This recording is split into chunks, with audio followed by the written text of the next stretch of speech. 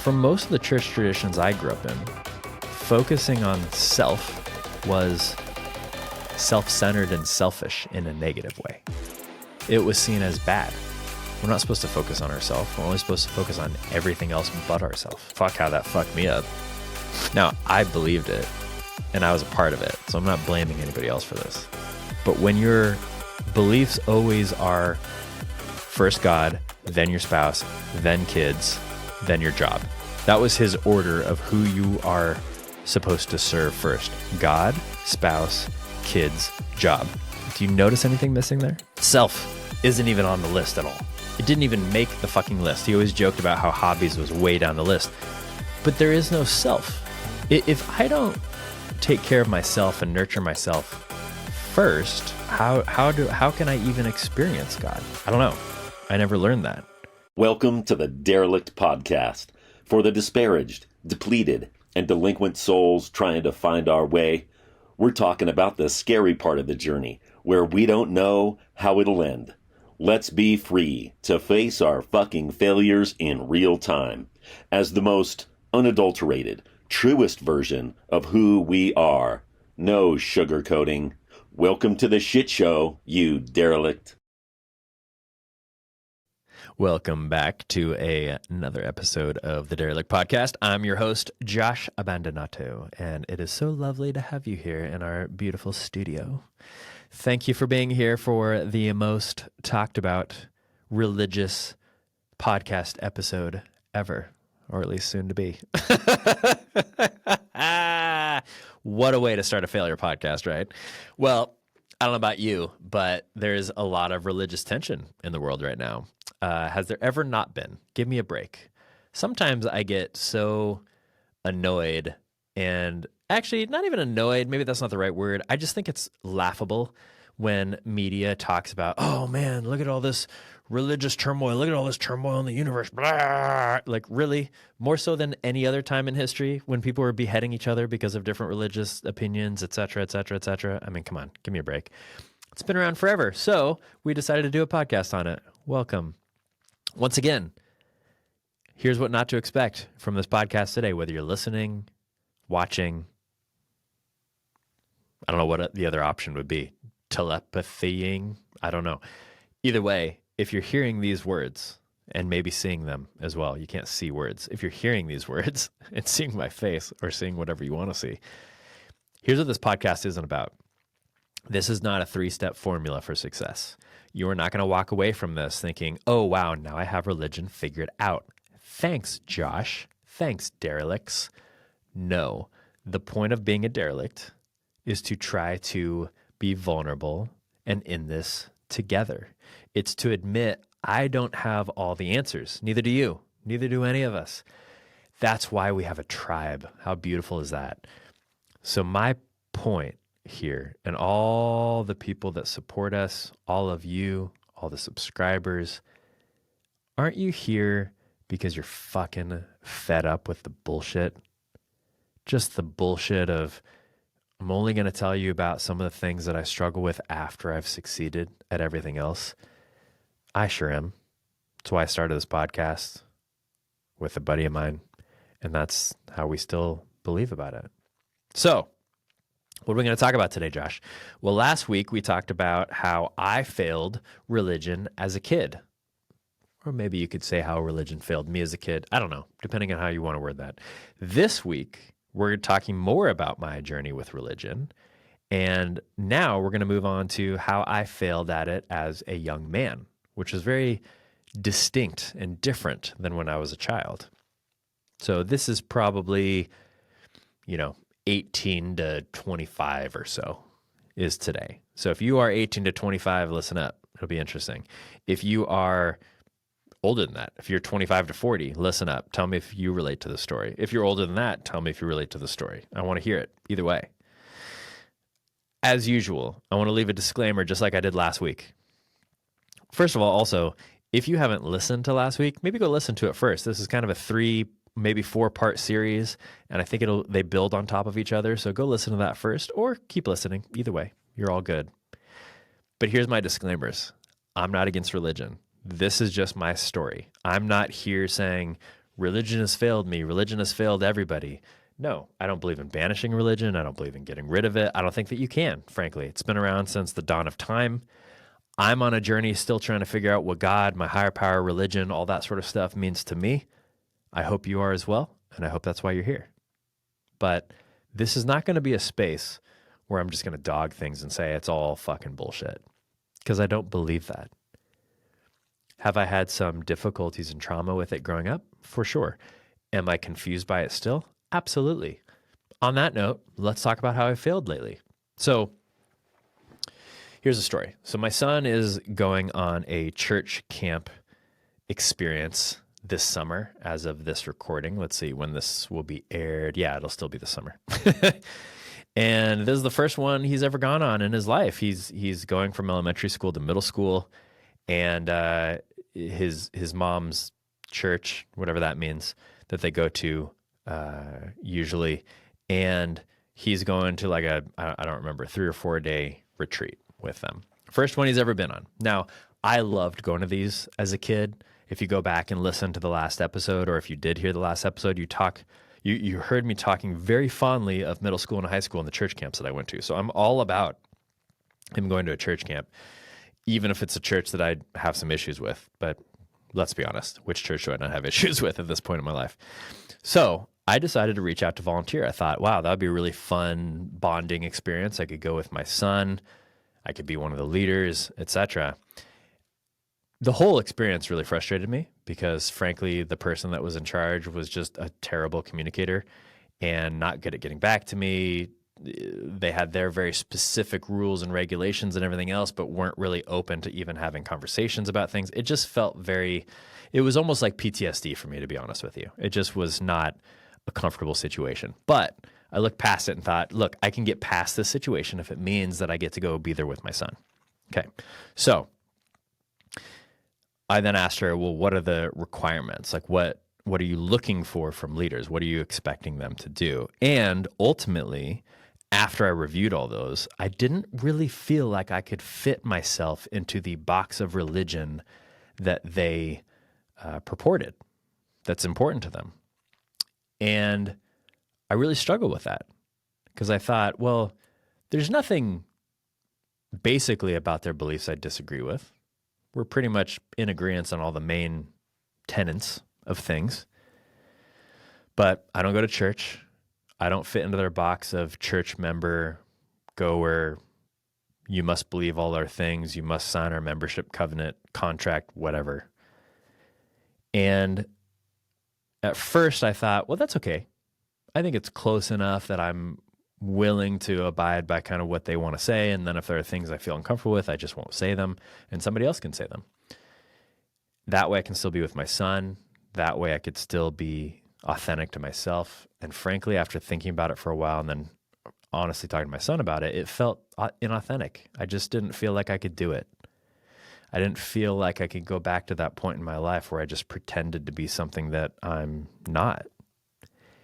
And I really struggle with that. I asked my son, he said he doesn't really care that much either way if I win or not. That's usually his response to a lot of things. So sometimes I try to figure out, like, is that really accurate, or does he really want me to come and just doesn't want me to feel bad if I say no, that sort of thing. Cause I did that a lot growing up. And I really started having these feelings of like, am I failing my son? Am I failing myself? Am I being so stubborn and uptight about what my beliefs are that I won't adjust them accordingly to make room for the church's beliefs, his beliefs, etc.? I don't know. But today, it really made me think about today, because today I'm going to be talking a little bit more about what happened as a young man, older than my son, obviously. But that's when I really started trying to figure out, okay, are these beliefs mine or are they my parents'? And I think that really started with middle school, really advanced into high school, but really didn't happen until I went to college, then when I became an adult. And what is failing my son in this context? Is not going failing him? Is making a big deal out of differences in beliefs failing him? Or is that a success? I don't know. I don't feel bad about it, but I did for a while. That's for damn sure. All right. So again, last episode we talked about childhood. Now we're going to talk about being a young adult. So the first thing that we're going to start with is college, because I didn't get to that last week. So this was the first time in my life that I went to a school that was not Christian or religious by nature. So it was a multi-faith school. It was about as religious as Harvard or Yale is, right? All of the schools of old started with some sort of religious context, at least in America, where I'm having this conversation. I should say United States of America. Sorry, that sounded bigoted. At least in the United States of America, where I am recording this podcast. But it wasn't Christian or religious really at all. It was multi-faith. They eventually built a multi-faith center to kind of say, hey, no matter what religion, faith, context, whatever, just come in here and experience whatever you want to experience, however you want to experience it, which honestly was like, it was so fucking weird to me. It still is weird to me. And it's not because I'm against being all-inclusive. Yeah, feel free. Everybody come. All of you come right now and become a derelict with me. I want you all here. Absolutely. It wasn't that. It was more, have you ever been in a situation, whether religious or otherwise, where it's all inclusive to a fault? Meaning they try to include everyone so much that by doing so, they might exclude the most people because no one really knows the purpose. No one really knows the beliefs. Have you ever experienced that? There's a lot of talk in politics and religion about, including everyone, being all inclusive, et cetera. And a lot of the times the organizations, at least that I've come a part of, or the groups, et cetera, are the least exclusive.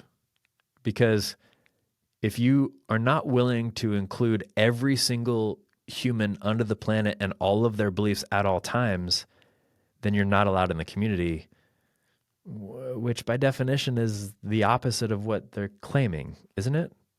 I don't know. Shoot me a note if you disagree. Look in the resources. There's a way to send me a note. But that being said, went to a multi-faith school. Great school, had a great experience. Not going to spend a lot of time talking about that, maybe on a future podcast. But one of the biggest experiences that I had there was this guy who was a good friend of mine who started a Bible study on campus, and it was really small. When I came in, he was a couple years older than me. I think he was a junior when I was a freshman. We got to know each other really quickly. I started going to it, and I remember kind of one day he just looked at me. He's like, why don't you take this over? I think you could do great things with this. So I did. It was just a few people, grew it to like 200, 250 people or so, I think, over a couple years, which really stroked my pride back then. It really did. I thought I was the shit, man. I took this small little thing and I grew it. It would be like a business owner, or like what I've done with my own business, right? Like a business owner just thinking, look at this little seed and I grew it so well. I mean, goodness sake, I was probably pretty full of myself during that time. Barely fit into our space. I was the teacher. I wasn't a pastor, in the traditional term, but a lot of people viewed me that way because I was up in the spotlight. I was giving talks, I was doing public speaking. I was fucking 18 years old, right? Leading a group of young kids, and none of us knew what the hell we were doing. And because it was such a diverse community, because of a multi-faith school, we brought in a lot of different groups. Here's what I found with organizations like that, or maybe still to this day. If it's a community group or a Bible study or a small group or whatever your religious tradition calls it, these are just words that the Christian tradition in my environment growing up called it. Whatever your religious tradition calls it, from my experience with those, community was key. So last week, we looked at evangelism being key, experience being key, rules being key, and image being key. This week, we're talking about a few others. One is community is key. You ever been a part of that group where it's all about the people that are in the group? This is not just religious. This could be a lot of different contexts. Again, we talked about politics. It could be business. It could be race. It could be gender. It could be whatever. Fill in the blank. But this was all about, hey, we're all in this, doing this together. At least it was at first. Here's the thing with community being key, at least from my experience, and I'm curious yours. So again, shoot me a note, leave a comment. I'd love to hear your thoughts on this. But whenever I've been a part of groups in a religious context where community is key, it's really hard sometimes to keep that community together. So one of the things we had going against us is we didn't really have like a tenets of the faith. We didn't really have a binding agreement that we all agreed to. We kind of came up with something, but it wasn't specific enough. So when it's not about the rules, like it's been in the past or like I talked about last week, it's about the community. Well, if it's about the community, if the community shifts, what if you find yourself outside of that community? You ever been there? Are you at a point in your life right now where you thought you were part of this tribe or this community or this group, and then the community went this way and you went this way? And you realize, I can't be authentic to myself over here, so I have to go over here? Have you ever experienced that? I've experienced a lot of times in my life. That's why I ask. This was one of them. So the way it was structured is I was kind of the leader, the teacher. I did most of the teachings, etc. I then had a leadership team because I was trying to kind of keep myself honest, so to speak, and then also make sure that we were making decisions for the group as a whole. I didn't want it to be a monarchy or anything else. And, you know, it's kind of a joke when you're 18, 19, 20 years old. People are kind of half listening when you're talking about things. I would say for the most part, people took it less seriously than I did. I kind of had to stick up my ass at that point, though. So I understand why. And again, when it's about community, what can happen is that somebody comes inside of that community and just starts spreading something. So that happened. This guy, I still don't even know how he found us. He just started coming to the school and walking around campus and trying to find different groups. And we were the biggest group at the time on campus. So he came and found us. I, nicely refer to him now as the cult leader.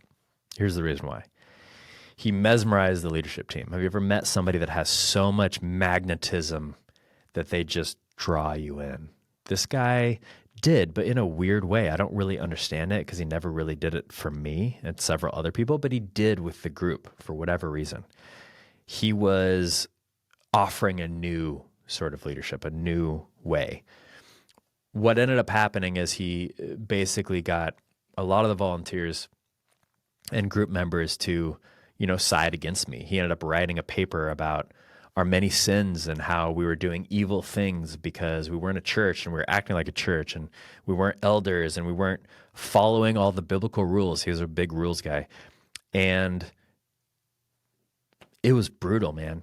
I still have the paper, honestly. I looked at it a few years ago because I was like, wow, could you imagine you are under the same basic beliefs of all these kids and you have an opportunity to come alongside, mentor, teach, help, and instead you come along and you're such a fucking pompous asshole that you tell them all the things they're doing wrong and how they're all going to burn in hell?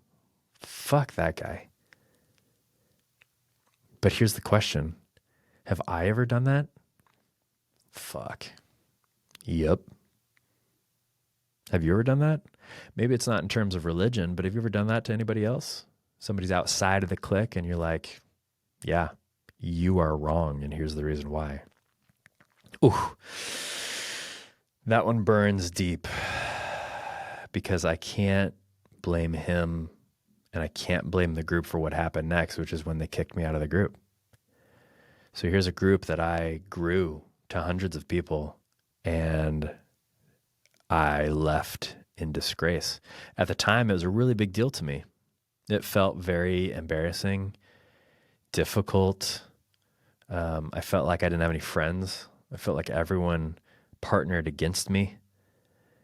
I think what was worse is that everyone pretended like it was this cordial parting of the ways, and it never felt that way to me. I felt really burned, man. Really burned. I think it was the first time in my life that I didn't really feel part of the Christian club. I guess this is my question for you today. Close your eyes if you can. If you can't, maybe come back to this later on. And just think about this question. Has your religion ever failed you? Has your tribe ever failed you? Has your group ever failed you? Was it not even because of something you did? Probably not. It was probably both, right? Always takes two to tango. But how did that feel? Man, I was wrecked when it happened to me. This was a really big deal. This was probably a bigger deal than my studies at this point. I felt a lot of pride in this group. I really appreciated this group. And frankly, I felt like I failed. I felt like not only did I fail the group, but I failed myself. I also felt like I couldn't be honest about my side of the story, kind of kept that quiet and just let people continue to do what they did. At the same time, I was living in a house with 5 other guys. All 5 of them were part of the group. Most of them were part of the leadership team of the group. And now they would come home talking about it. And here I am, this outcast, this derelict, if you will. It was rough. Do you ever feel that way? I hope that's why you're here, because that's what we're here for. So from there, let's talk about a couple churches. There was one church that I went to that was a lot of the same old stuff that I talked about last week. I don't even know if it's really worth mentioning. Believed in the Bible, pretty straightforward, authentic, pretty boring, to be honest with you. I helped with the kids, but there weren't a lot. The guy who was the youth pastor there, just, I don't know. I don't think he really understood kids very well, to be honest with you. He was kind of a kid himself. He was the son-in-law of the pastor, and I don't think he ever really was respected, to be honest. So that must have been hard for him. I never really connected with him again after college, so I don't know what happened to him, but I could see how that would be really difficult for him. And then around the same time as I was getting kicked out of this group, I don't think that was coincidental that I ended up finding this small little church that had very, very strong beliefs. They were basically Calvinistic, if that term means anything to you, 7-point Calvinist beliefs, which basically means that everyone is wretched. There's this original sin that ever since Adam and Eve, we've all been born with. And at our very core, we are basically wretched beings. Now, this is not only Christianity that has beliefs like this. So don't think that it is. But this is just the experience that I had growing up. There are definitely versions that I've heard of Buddhist, Hindu, Muslim traditions that also believe in this, that the core is innerly wretched. It's just evil. You're evil to the core, and you must have something transform that. Kind of similar to a lot of Catholic theology as well. But in this environment, so good things about that sort of environment. When somebody's that strong about their beliefs, you learn a lot. I walked away after only being a part of that church for a couple of years, feeling like I knew the Bible better than if I would have gotten a seminary degree. So that was amazing. But when you're in an environment, have you ever been in this environment? Again, religious or otherwise, where knowledge is power, structure is power. So in this church, knowledge and structure were key. What do you know about the tenets of what we believe in? And what's the structure of that? If you are a knowledge and structure person, this might be really appealing to you because you know exactly kind of what to believe, how to believe it, etc. It's really about the what and the how. Do you see why this would have been so appealing to me at that point? I grew up with evangelism, rules, image, community. But I could shut all that off. I could shut down the vulnerability that takes to be a part of a bigger group, a part of a community, etc. Because guess what? Knowledge doesn't take a lot of vulnerability. Does it? Have you experienced that? Knowledge doesn't take much vulnerability at all, because if you know it and you're on my team, we can be in it together. Can't we? And if everybody else, they can go fuck themselves because they're not on our team. Sound anything like what's going on in the political environment right now? If you're not on my team, fuck you. Here's the reason why. Let me explain all the knowledge behind it. Where the hell is the empathy or the community or the vulnerability about that? I don't hear it at all. But it was really helpful for me at that point in my life. It really was, because the other sides have failed me. Have you ever in your life decided to go, to the extreme one way or the other because everything else on the other side failed you? That's where I felt like I was at that point. It had failed me. Therefore, I'm going to change. There's a quote here that I wrote down by John Stuart Mills. It refines our ideas and makes our dogmas come alive when you must challenge your beliefs. And I felt like that was the time I was in at that point. My beliefs about community and groupthink and evangelism, all that were being threatened or questioned when I got kicked out of my own community. So my response to challenging my beliefs, because I've always been kind of a heady individual, was great. I'm going to dig deeper into the knowledge side of things. I want to change and just focus on the knowledge. So how did that translate later on? Well, the pastor of that church ended up marrying me and my first wife. We did premarital with him and his wife. But think about it for a second.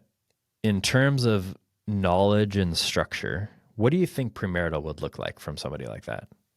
Well, what I recall, even though this is a long time ago now, what I recall from that was it was really all about how to follow the proper rules and structure in the marriage.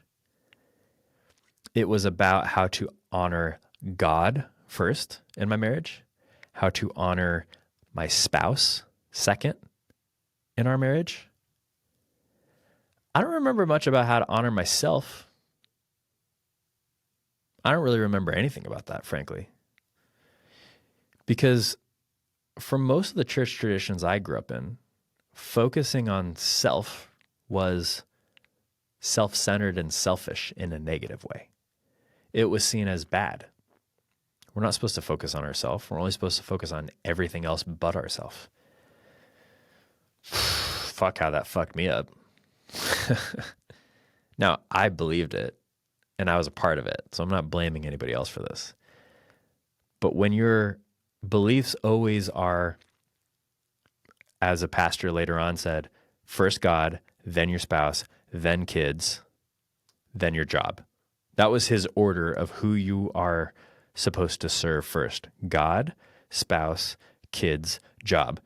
Do you notice anything missing there? Self isn't even on the list at all. It didn't even make the fucking list. He always joked about how hobbies was way down the list. But there is no self. If I don't take care of myself and nurture myself first, how can I even experience God? I don't know. I never learned that. So here I am getting premarital about the rules and the structure and making sure that this is the order. Now, if I have God first and then spouse second and I'm following the proper rules and structure, I need to make sure those two are okay. So I need to make sure God is okay by going to church and reading the Bible and doing all the rules and doing all that shit. And then I need to make sure spouse is okay because she can only have positive emotions. She has to be really taken care of, etc. Whew!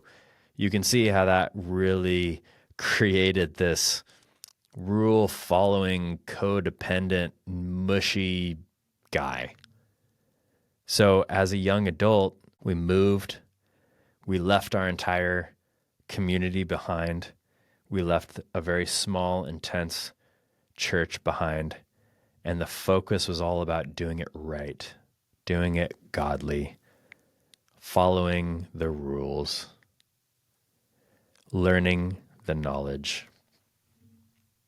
Was that a mistake? Well, like I've mentioned before, I don't have any regrets at all in life. Do I wish I could have done it differently? With what I know now, sure. Back then, I didn't know any better. So I'm not going to shame myself. And I would ask you not to shame yourself. Think about this for a second. Again, close your eyes if you can. If you are in a spot right now where you are shaming yourself or you are unashamed at something that you've done or how you are interacting with religion or God or your version of that, ask yourself why. Or better yet, ask yourself, what benefit is that bringing into your life? Is doing it right and godly helping?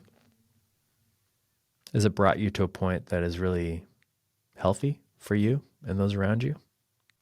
After leaving that church, also there's other stories I'm not going to get into now, but at that church, I was also sat down by all the elders and talked about my inappropriate behavior and how I needed to repent. And they were big into church discipline and all this sort of stuff. So that was fascinating. So after I got past that, and now I'm starting this new life with my new wife, and we moved to this new place, guess what I'm going to want? Community. So we find a church where community is key. Community involvement and community. So not just us together in community, but also community involvement. How are we doing this with the place we live? And that was very appealing to me because I went from a very small church that was all about knowledge. It was getting really heady. And now I'm at a point where maybe I'm healing from getting kicked out of the Bible study and all these other things that happened to me. I'm in a new city. I can kind of start over, but we got to meet some people. Where the hell are we going to meet people? I was working with my dad at the time, helping him run a company. That wasn't a good place to meet people because I either had my dad or employees. Terrible place to make friends. So we needed a community. We really did. We found this small, deep, urban, artsy, young, new, and exciting community. It was part of this group of churches that I had heard about for a long time. Was a really big fan of the guy who founded this community. It wasn't a denomination, so it wasn't really stringent on the rules and the knowledge, and I wanted a change. You ever just want to change? Do you ever just want to change just for change's sake? You're like, forget it, man. I don't want to deal with this anymore. Frankly, as I was writing the notes for this, what I realized about this church is it was the first, let's say, quote, derelict type church experience, or so I thought, that I've ever had. It seemed so out of place and different from what I'd experienced before. It was a bunch of young, artsy, hip, urban dwellers, just so different than the suburbs, so much more city focused, so different politically. It was the first, a lot of the churches I grew up going to were really conservative and really conservative politically, and you kind of heard about it all the time. This one was very liberal in the middle of a very liberal city, and that was very appealing to me. It was, it felt like a new beginning. What sort of new beginning do you feel like right now? Or what sort of new beginning would be helpful for you right now? Is there a way to think about a new beginning without completely changing everything about your life? Now, one thing that comes with the entire focus being on community involvement, etc., is that, guess what? Just like with the Bible study, when the community starts shifting, even if the leaders are outside of that, it doesn't work well. So it started getting a bit mismanaged. The overall group that started it went away. The pastor seemed to be separating from people that were attending. Shut down. Story of a lot of groups, a lot of churches. That was the first part of my life where I started thinking, like, well, what's next? What do I want out of a church? It was probably the first time where I wondered, do I even fit in here? I never wondered if I fit in at church. I always thought that I was going to end up in some religious context at some point, but I didn't get it. Like, the community just wasn't sticky enough for me. It wasn't, I don't know. It didn't have the depth that I wanted. So I visited a few, let's call them urban churches, aka churches in the city. Now, I just mentioned that the last church was in the city. I get it. This is more in the city. This is more urban. This is more a church where tribe is key. So what's the difference? Community is key and community involvement is key means more that, from my take, at least my experience, it's all about this group and this bigger group, a part of this city. A tribe is more specific. So a lot of these churches that I visited as a white man were primarily black churches. And I loved it because I grew up in a very, very white suburban city. Most of the churches that I went to were very white. It was unusual to have minorities at all. And I was so fed up with that. I was like, oh goodness, can I get some fucking diversity here? So I started going to some of these urban churches, and man, they were so fun. Like, you know, I'll call them hallelujah churches, right? We're singing, we're dancing, we're saying hallelujah. Good old gospel music. Like, I loved it. And it was so outside of my box. It was so outside of the box of just the boring, you know, worship bands singing the same fucking songs at every single goddamn church you went to. And it was exciting. And it was the first time in my life where I was the minority. I really was. I mean, not only by skin tone, but also by demographics. And it was great. I really enjoyed being the minority for a while. It's hard to fit in when you're the minority. As a white, middle-aged man in America, I'm probably not the person to talk about this because I don't really know what not fitting in feels like my black brothers and sisters, or some of my Asian brothers and sisters, or some of my Hispanic brothers and sisters, because I'm, quote, the majority in this country. So I'm not going to sit on this podcast and pretend to have any idea what that experience is like.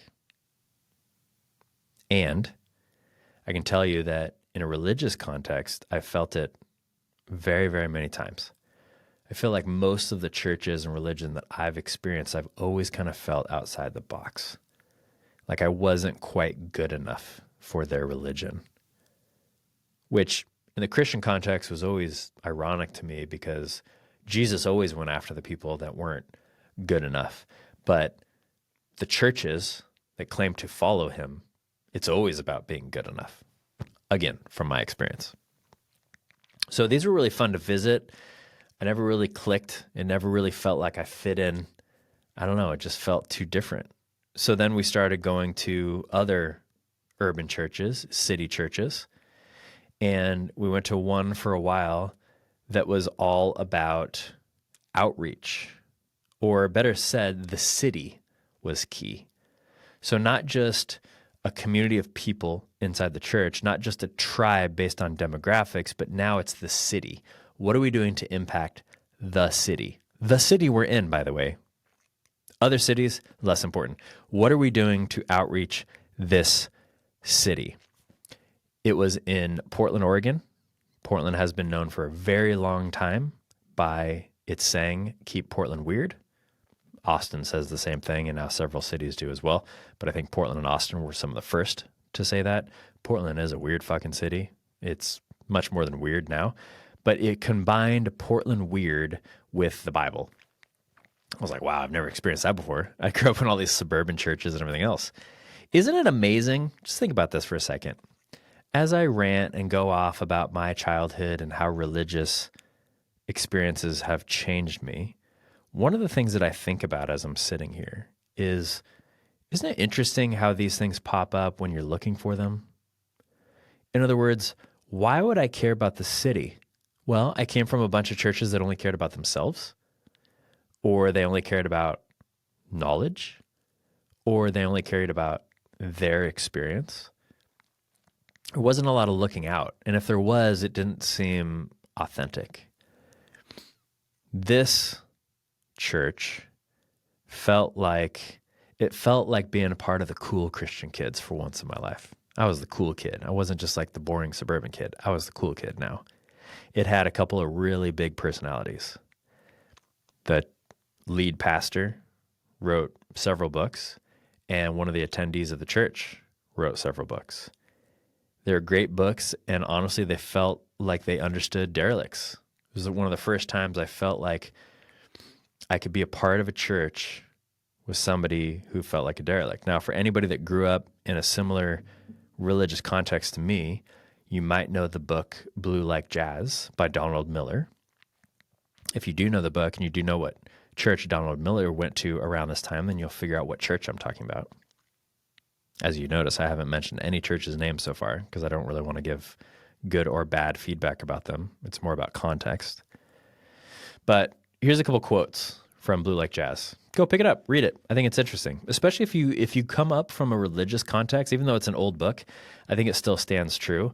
The subtitle is something to the effect of, uncommon thoughts on Christian faith or something like that. And I think what Donald Miller's whole purpose in writing this book is like, hey, I kind of feel like a derelict. I kind of feel like I don't really fit in. So how do people relate to religion and church that don't really fit in? Well, I'm all about that.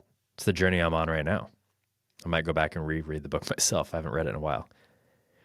One of the things he said in there is he said, I think every conscious person, every person that's awake to the functioning principles within his reality, has a moment where he stops blaming the problems in the world on groupthink, on humanity and authority, and starts to face himself. I hate this more than anything. This is the hardest principle within Christian spirituality for me to deal with. The problem is not out there. The problem is the needy beast of a thing that lives in my chest. You could probably understand why I love that, because if we can focus on ourselves just like we're doing right now as derelicts, then we can really reach the world. We can reach the community, the tribe, the city, the world. Another thing he said in there is, my most recent faith struggle is not one of intellect. So remember, I went from this is not him quoting right now, but I went from a knowledge-based church to an outreach-based church, which is going to make sense. So again, I'll reread the quote. My most recent faith struggle is not one of intellect. I don't really do that anymore. Sooner or later, you just figure out there are some guys who don't believe in God, and they can prove he doesn't exist. And some other guys who do believe in God, and they can prove he does exist. And the argument stopped being about God a long time ago, and now it's about who is smarter, and honestly, I don't care. Yeah. Do you resonate with that? I definitely do. I'm going to read a couple other quotes for you. My idea of God is not a divine idea. It has to be shattered time after time. He shatters it himself. He is the great iconoclast. C.S. Lewis from A Grief Observed. I think this was the first time in my life where I started thinking about how do these different important things to me intersect? In other words, is there a way to get good morals? Good is a weird word to use. Morals that I believe in, morals that I resonate with, as well as outreach, as well as loving the city I live in, as well as being part of a tribe, as well as being open and authentic and vulnerable. Is there a way to do all that together? And I wasn't sure at this point. But then, and this is where it gets interesting, the big man on campus stepped in. So I'd been listening to this guy for years and years and years and years, and his thoughts on religion were unlike anything I'd ever heard of. And then all of a sudden, my buddy told me that their church was expanding and opening a campus in our small little city of Portland. With this church, it was all about revolution and magnetism. Now, they wouldn't have said it was about magnetism. They would have said it was about revolution, but it was both, because the leader was so magnetic, and everyone around him and all of us together as a church and as a religion thought we were going to change the world. This seemed like the religion I was looking for. Good morals, good beliefs, great knowledge and intellect, caring about ourselves, caring about our community, caring about the church, caring about those less fortunate than us, and frankly, changing the world, getting rid of a lot of the bad shit that we didn't want to deal with, the weak men. I was a young man, and this pastor at this time really spoke to me as a young man, called me up, said, stop being a little pussy and fucking act like a man. Now, he never said those words, but he got in trouble for some words pretty similarly. We'll talk about that in a second. But that really spoke to me. If you're a young man listening to this podcast, one of the biggest piece of advice that I can give you is to find older, wiser men to learn from. If you're a middle-aged man listening to this podcast, still find older, wiser men to learn from. And if you're a young woman, find older, wiser women to learn from. If you're a middle-aged woman, find older, wiser women to learn from. Now, they don't even necessarily need to be older. There's a lot of wisdom that I get from my kids that are 30 plus years younger than me. There's a lot of wisdom I get from younger men than myself. Now, since I think I'm a middle-aged man, not by spirit, but by age. The times in my life I have felt the most alone and like I couldn't figure this out, whether it's about religion or anything else, is when I haven't had those mentors around me. And this guy came in with a fucking brutal force, man. He was more intense than the church that I went to in college, had more knowledge, and he was a man. And I was like, yeah, I can follow that guy. I loved his magnetism. I loved the show that was put on. And I was like, yeah, hell yeah, let's fucking do this. It was supposedly we were changing the world. It was all about Jesus, is what they always said. And I think the thing that was the most appealing to me, again, was just how to go from being a weaker young man to a stronger older man. And can I follow this guy to do it? And I could. I was like, yeah, let's fucking do this.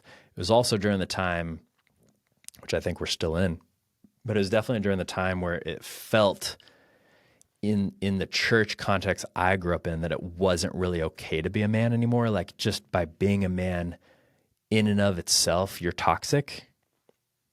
For the guys listening to this, you ever feel that way? Do you ever feel that way about the culture sometimes today? And again, I'm not blaming all the culture or anything else. I'm just saying, do you ever feel like just being a man is toxic? Like you're supposed to shed your masculinity. You're not supposed to be masculine anymore.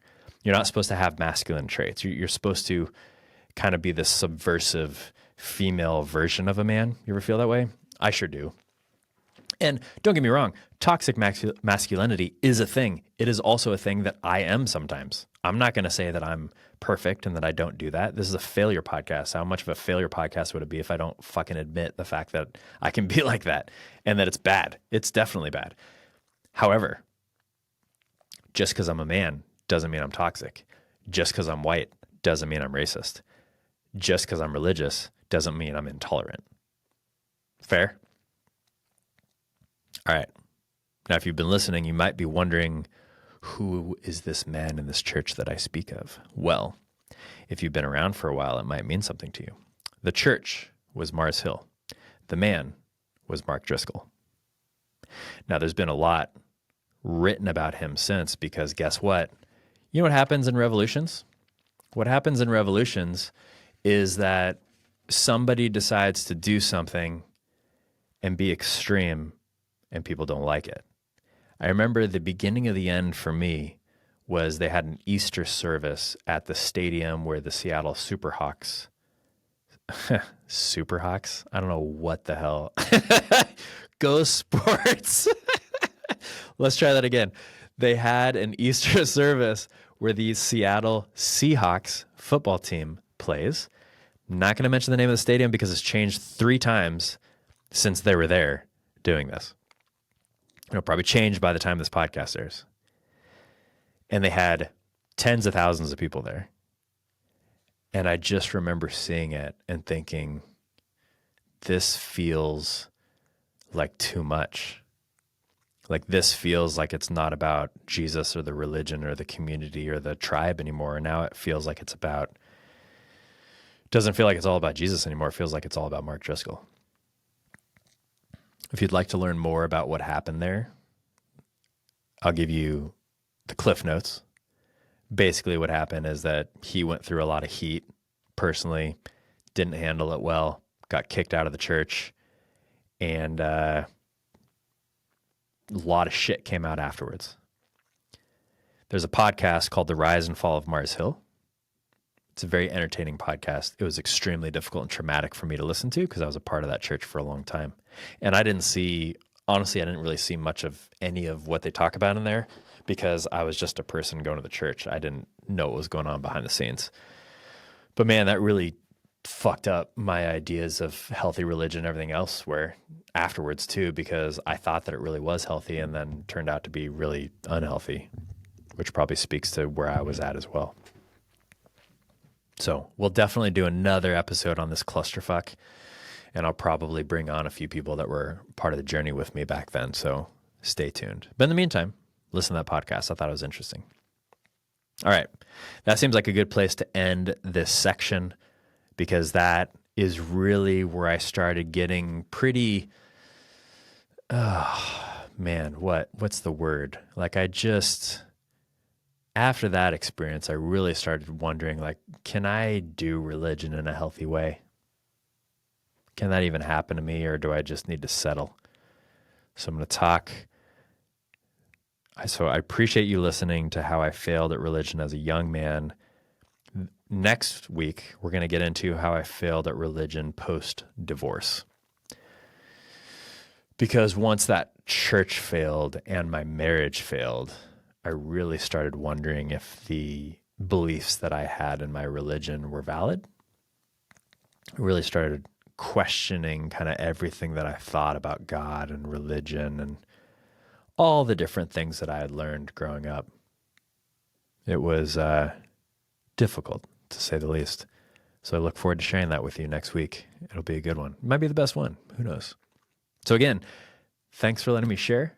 Thanks for being on this journey with me. I know these podcast episodes, these last couple have been a little different than before, but I really hope that they have brought up some sort of thoughts, some ideas, how do I reflect on this? How do I look in my own soul and try to make sure that whatever religion I'm a part of is for what's important to me?